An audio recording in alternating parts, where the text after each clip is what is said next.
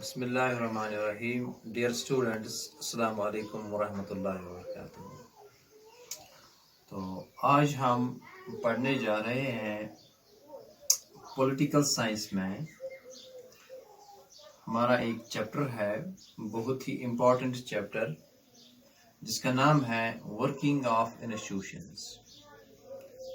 तो आज के इस वीडियो में मैं पूरी तरह से कोशिश करूँगा आपको ये समझाने की। पिछले क्लासेस में हमने पढ़ा कि जो डेमोक्रेसी है,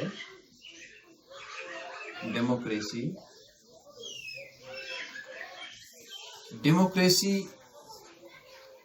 के कुछ इंस्टीट्यूशंस होते हैं। पहले हमें यही समझना है कि इंस्टीट्यूशंस ऑफ डेमोक्रेसी किसी एक आदमी के हाथ में नहीं होती है, ये सिर्फ गवर्नमेंट के हाथ में नहीं होती है, बल्कि इसके अलग अलग फ्रेगमेंट्स हैं, अलग अलग इंस्टीट्यूशंस हैं।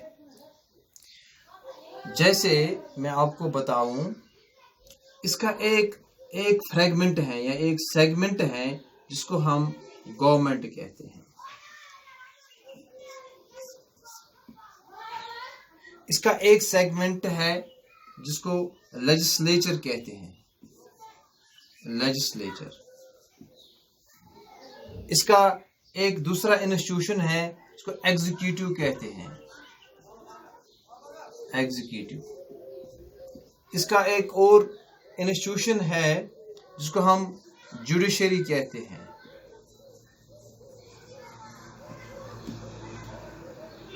लास्ट क्लास में मैंने आपको एक इंस्टीट्यूशन पढ़ाया है इसका इन डिटेल, वो है इलेक्शन कमीशन। ये भी एक इंस्टीट्यूशन है डेमोक्रेसी का, इलेक्शन कमीशन, जैसे इलेक्शन कमीशन ऑफ इंडिया। तो ये सब जो है, लेजिस्लेचर है, एग्जीक्यूटिव है, जुडिशरी है, इलेक्शन कमीशन है, इनको हम कहते हैं pillars of democracy. These all are called pillars of democracy.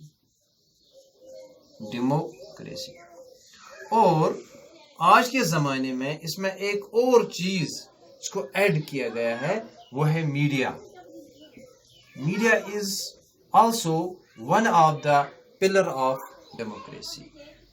तो हम आज ये जानने की कोशिश करेंगे कि ये कैसे वर्क करते हैं, ये कैसे फंक्शन करते हैं, कैसे इन इंस्टीट्यूशंस में एक कोऑर्डिनेशन होती है, ये हम जानने की कोशिश करेंगे आज। तो सबसे पहले हम लेते हैं कि जब गवर्नमेंट बनती है,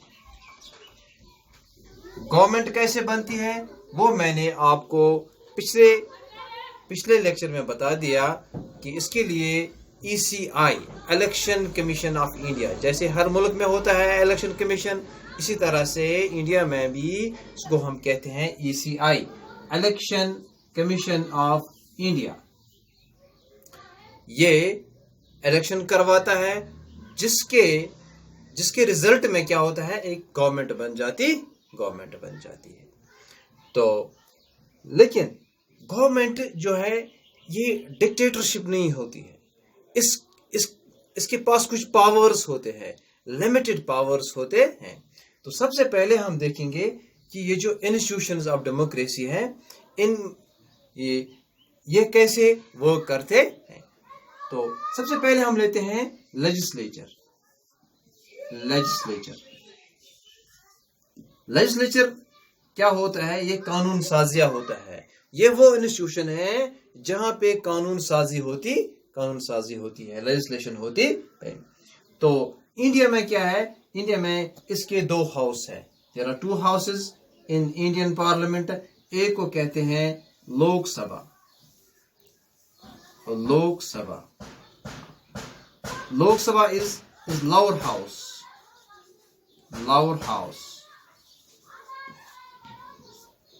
और दूसरा है Rajya Sabha.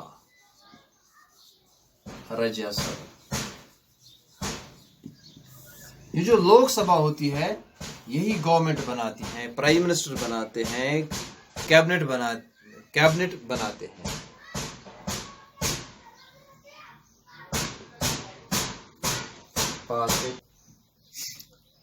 Lok Sabha lower house and Rajya Sabha is upper house. ये तो है सेंटर में। स्टेट्स में क्या होता है? असेंबलीज होती है। तमाम जो स्टेट्स है वहां पे असेंबलीज होती हैं, या यूनियन टेरिटरीज है वहां भी किसी जगह असेंबली है। इसी तरह से है। इसके बाद आते हैं म्युनिसिपैलिटीज।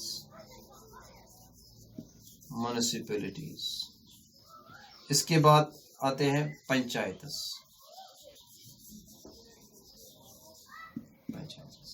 ये जो सारा जो ये पोर्शन है ये लेजिस्लेचर कहलाता है, फ्रॉम पंचायत टू लोकसभा। तो इसके बाद ये एक इंस्टीट्यूशन है डेमोक्रेसी का।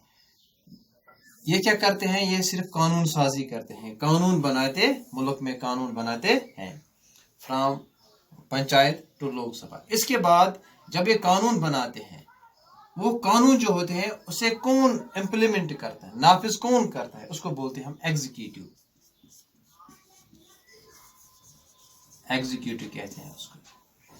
एग्जीक्यूटिव का क्या काम होता है? जो ये कानून पास करते हैं लोकसभा में, राज्यसभा में, असेंबलीज में, तो वो फिर इंप्लीमेंट करना होता है, नाफिज करना होता है। वो इंप्लीमेंटिंग पावर जो है वो एग्जीक्यूटिव होता है।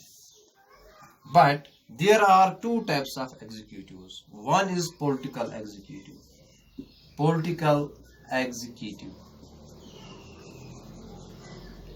and one is civil executive. Political executive कौन होता है?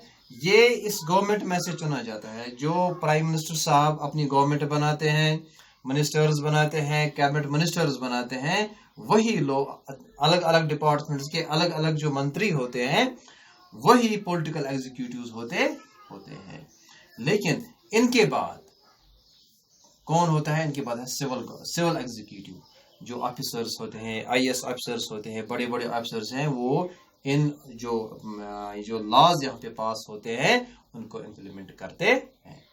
तो इसी तरह से स्टेट्स में अलग अलग फिर ऑफिसर्स होते हैं, अलग अलग गवर्नमेंट होती है, वो फिर इनको इम्प्लीमेंट करते हैं, किसी भी कानून को, किसी भी लॉ को जो पास हो जाता है। This is the executive. तो उसके बाद एक तीसरी चीज है जिसको कहते हैं judiciary.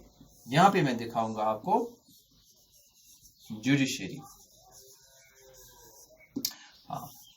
In case there arises any kind of conflict between people and government, people and executive, तो यहाँ कोई भी तनाज़ा पैदा होता है तो वो कहाँ पे आ जाता है? जुडिशरी में आता है, अदालत में आता है। तो मुल्क का जो सबसे बड़ा इंस्टीट्यूशन है, वो उसको एपेक्स कोर्ट कहते हैं। एपेक्स कोर्ट यानी सुप्रीम कोर्ट उसको कहते हैं। तो फिर इसके बाद आता है हाई कोर्ट अलग हर एक स्टेट में स्टेट में एक हाई कोर्ट होता है। तो हाई कोर्ट के बाद अलग अलग डिस्ट्रिक्ट्स में डिस्ट्रिक्ट कोर्ट्स होते हैं। फिर इनके बाद सब कोर्ट्स होते हैं। ये है judiciary, system of judiciary. In case there arises any kind of conflict, any kind of problem, people are not satisfied with the decision of government, तो फिर वो कहाँ चले जाते हैं? वो जुडिशरी में चले जाते हैं। तो फिर वो इसकी सुनवाई करते हैं, वो देखते हैं कि कहीं जाति तो नहीं होती है। तो इस तरह से these are the institutions of democracy, जो क्या एक जो मतलब चेक एंड बैलेंस सिस्टम है। तो यहाँ पे लेजिस्लेचर है, लेजिस्लेचर एग्जीक्यूटिव बनाते हैं, एग्जीक्यूटिव किसको चेक करते हैं, ये गवर्नमेंट को चेक करते हैं, ये फिर जब ये कोई फैसला ले लेते हैं तो फिर जुडिशरी इन सबों को क्या करते हैं, चेक करते।